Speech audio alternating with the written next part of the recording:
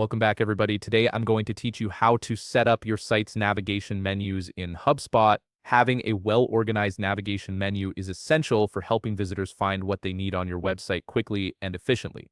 First, open your browser and head over to HubSpot.com. Sign into your account using your credentials.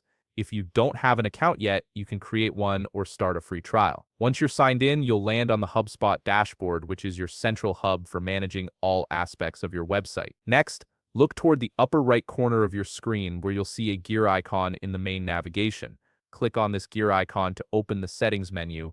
This is where you'll access all the configuration options for your HubSpot account, including the navigation menu settings we need. In the left sidebar that appears, you'll see various tabs and options.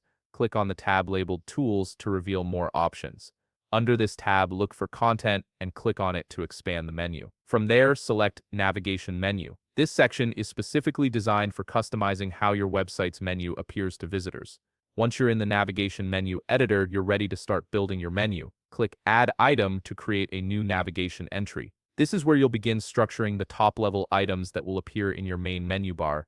For each menu item you add, you'll need to configure the label and the destination. Set the label to exactly what you want visitors to see on your site, like About Us or Services.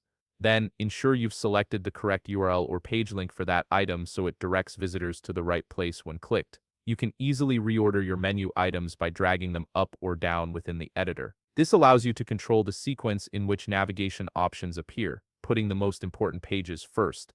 If you want to create drop-down menus, hover over any top-level item and look for the option to Add Child Item. Click this to create a submenu under that parent item. For each child item, set its label and assign the appropriate page or URL. This creates a hierarchical structure that helps organize related pages under one main category. Once you've finished arranging all your items, ensuring each link points to the correct destination, click Save to apply your changes. Your navigation menu is now live and ready to guide visitors through your site. If you found this video helpful, please leave a like, subscribe, and see you in the next video.